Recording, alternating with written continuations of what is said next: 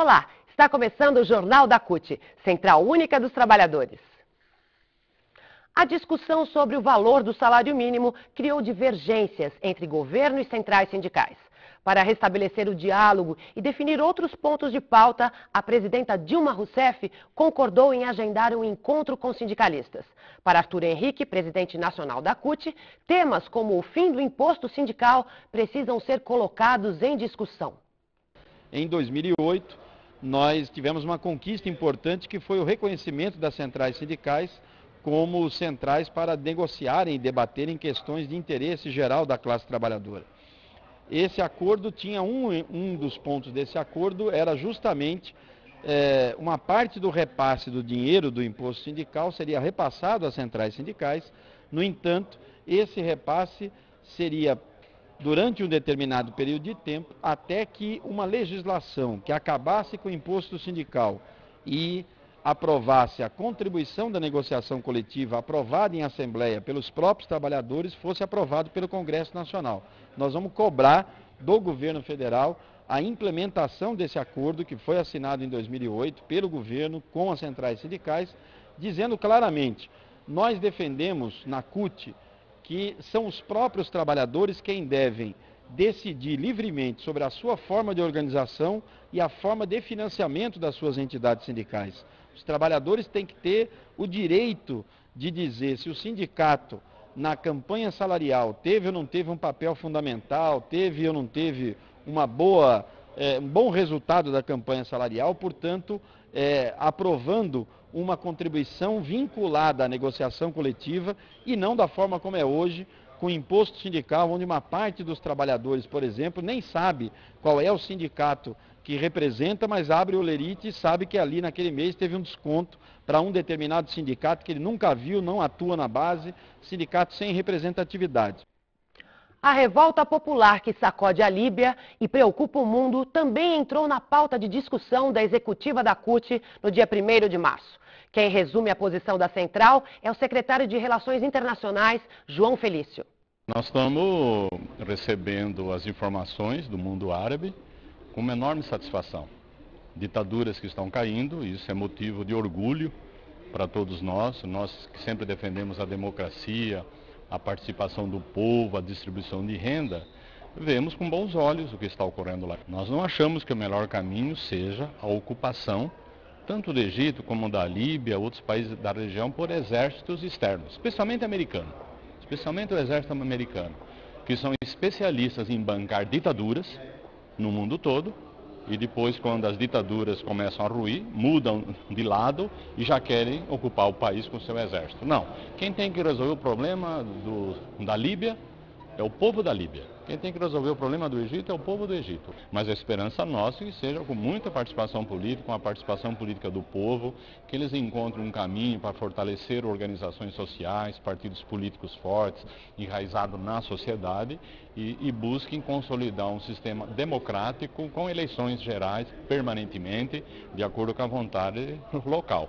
Que a esperança nossa é que os ditadores anteriores não sejam substituídos por novos ditadores apoiados por forças externas. Aí realmente a esperança nossa, caso ocorra esse tipo de coisa, é que o povo continue se rebelando até encontrar um caminho alternativo. É bom lembrar que a Líbia é o país com o melhor IDH, Índice de Desenvolvimento Humano da África. Está 20 posições na frente do Brasil nesse item. Certamente, eles têm condições de decidir o seu destino de forma soberana.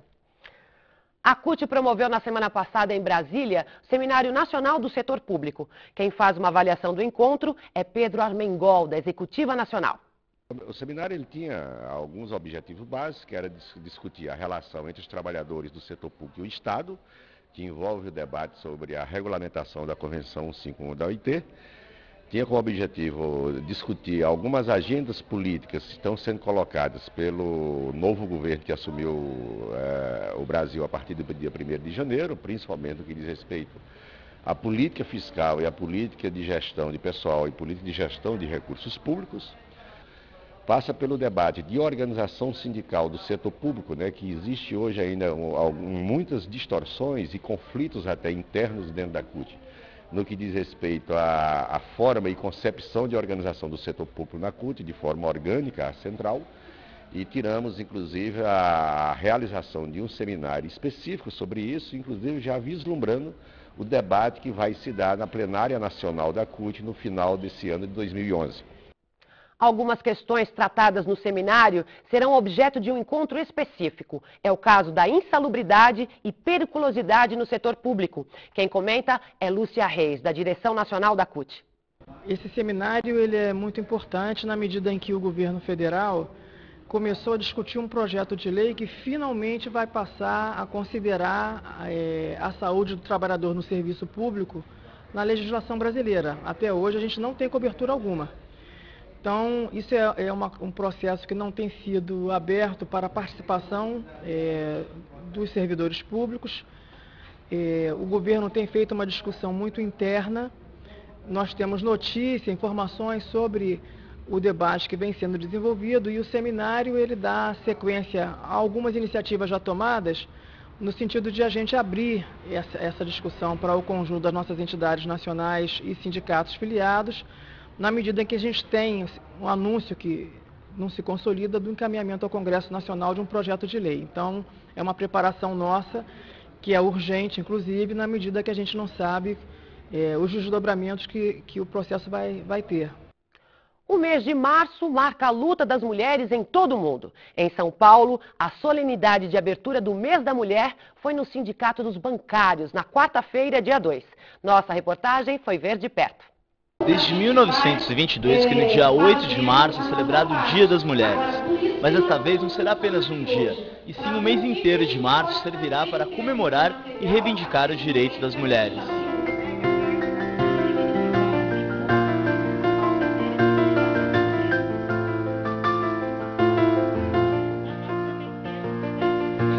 É muito importante a abertura, hoje dos atos do mês de março, que é justamente para a gente poder colocar em pauta as discussões que nós temos quanto às temáticas das mulheres. Então são vários pontos que nós precisamos discutir, que é desde a questão do salário mínimo, o direito à creche, a igualdade no mundo do trabalho, desde os salários e oportunidades de emprego, como também o combate à violência, porque é um absurdo ainda nos dias de hoje, nós temos o número que nós temos de mulheres sendo espancadas, mortas e violentadas dentro dos seus próprios lares e na sociedade. No setor do vestuário, já não estamos mais só trabalhando o mês de março. Hoje a gente trabalha o mês de março e o mês de abril também. Porque nós criamos uma cultura de fazermos palestras dentro das empresas, no local de trabalho mesmo.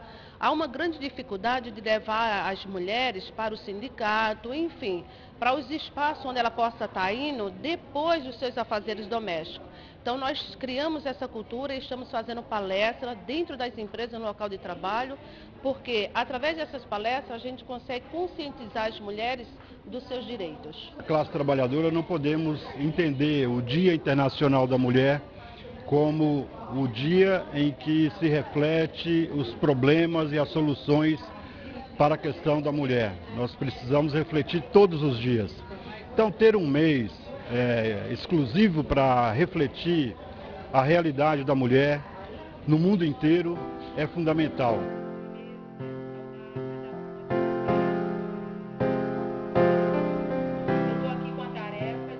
Primeiro, as mulheres da CUT, sempre desde a fundação da Central Única dos Trabalhadores, tiveram uma agenda de debate interno e externo da CUT voltada para o mundo do trabalho. E eu penso que atividades nesse período são só a conclusão de um longo processo. E esse ano em particular, o 8 de março, no ano em que nós elegemos a primeira mulher presidenta da República, tem um significado muito grande. Um significado de conquista, mas um significado de reflexão. O que é que nós queremos? No mesmo evento, foi feito o lançamento estadual da Marcha das Margaridas. Quem comenta é Carmen Foro, secretária nacional do Meio Ambiente da CUT. Eu acho fundamental, primeiro, a atitude que a CUT tem tido de orientação política para todos os estados brasileiros, com seus eixos, que muitos deles e a maioria deles combinam com os eixos da Marcha das Margaridas.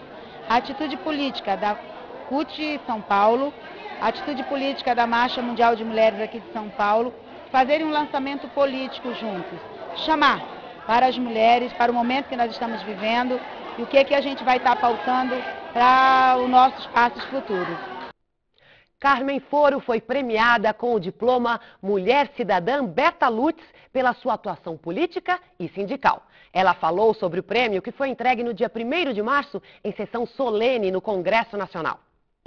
Olha, para mim que sou uma mulher do campo, eu já falei outras vezes, é fundamental receber do Senado brasileiro um prêmio que tem um simbolismo histórico de quem foi Berta Lutz, uma mulher que tinha referência enorme em torno da luta pelo direito ao voto. Então ele é muito significativo. Reconhecer uma trabalhadora rural por seu papel relevante na luta das mulheres, para mim é uma conquista, mas não é uma conquista só minha. Eu penso que é das mulheres esse prêmio, porque eu sou apenas representante desse sentimento e desse conjunto de articulação históricas e de lutas históricas que as mulheres realizaram nesse país. Hoje a gente consegue ter um grau de visibilidade recebendo um prêmio dessa natureza. Em virtude do feriado de Carnaval, o Dia Internacional das Mulheres será comemorado no dia 12 de março, com uma caminhada e panfletagem. O tema deste ano é a denúncia da violência contra a mulher. Em São Bernardo, foi dada a largada para o processo eleitoral no Sindicato dos Metalúrgicos do ABC. Nossa equipe conversou com Sérgio Nobre, que destacou o papel dos comitês sindicais de empresa. O Sindicato dos Metalúrgicos do ABC está em período de eleição. Aqui a eleição funciona um pouquinho diferente dos demais sindicatos. Para explicar como é que funciona esse processo eleitoral, ao meu lado o presidente do sindicato, Sérgio Nobre. Sérgio, como é que estão as eleições aqui e como que ela funciona? As eleições aqui elas se dão em 2 momentos. Numa primeira fase das eleições, os trabalhadores na sua empresa escolhem o que a gente chama de comitê sindical de empresa.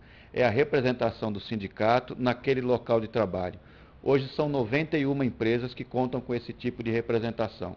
E o papel desse comitê é simples, é fiscalizar o cumprimento dos acordos, das convenções coletivas e encaminhar todas as reivindicações dos trabalhadores naquele local de trabalho.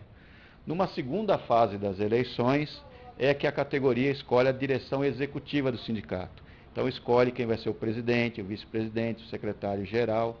Então é uma eleição diferente por conta disso. Quer dizer, poucos sindicatos no Brasil têm essa estrutura, têm a representação sindical no local de trabalho. E na nossa categoria, graças a esse modelo, né, da representação nos locais de trabalho, do debate que se faz, é um modelo que já vem já há mais de 30 anos na categoria, nós conquistamos um grau de unidade extremamente interessante. Então as eleições são feitas por chapa, e nessas 91 empresas apenas 5 vai ter uma disputa com mais de uma chapa, o que mostra o grau de unidade da categoria. Então no nosso caso, o momento das eleições não é um momento de conflito, ele é um momento de debate de propostas, do que nós vamos planejar para o futuro, para os próximos 3 anos, e é um momento muito rico de debate na categoria. Esse ano nós queremos, inclusive, estamos trabalhando num projeto de lei que valorize isso, né? Reconheça a existência do comitê sindical e seu papel de negociação. Então é algo importante por conta disso também. A direção executiva da Confederação Nacional dos Metalúrgicos da CUT realizou o encontro preparatório do 8º Congresso da categoria, que está marcado para abril. O evento foi na semana passada e contou com a presença do ex-ministro dos Direitos Humanos, Paulo Vanucchi. Aproveitamos a ida a São Bernardo e visitamos a subseção do DIEESE no Sindicato dos Metalúrgicos. Ali, gravamos mais depoimentos para a série Filie-se ao DIEESE.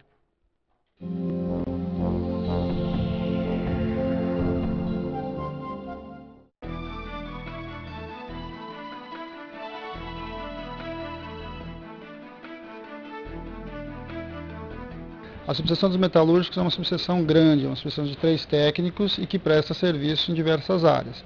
Nas negociações diretas com as empresas, nas campanhas salariais, nas negociações das convenções coletivas, nas grandes discussões nacionais que o sindicato participa, como discussão de política industrial, com as discussões de política econômica, contribui nas discussões do próprio congresso do sindicato, do congresso da categoria, enfim, e produz diversos estudos tentando subsidiar naquilo que o sindicato precisar. O importante não é só se filiar ao DIEESE, mas levar o DIEESE para dentro do seu sindicato, como nós temos aqui a nossa subseção. Hoje a informação ela é poder, então sem a informação não tem negociação, o sindicato não vai para lugar nenhum. Então filie-se ao DIEESE e crie subseções. Os trabalhadores terceirizados das sondas da Petrobras na Bahia estão em greve desde segunda-feira, dia 28. Eles lutam contra a precarização dos contratos de trabalho e prometem paralisar em outros estados se não forem atendidos pela estatal.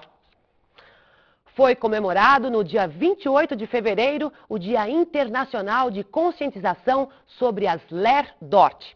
As lesões por esforços repetitivos são a maior causa de afastamento do trabalho em todo o mundo e atingem muitas categorias.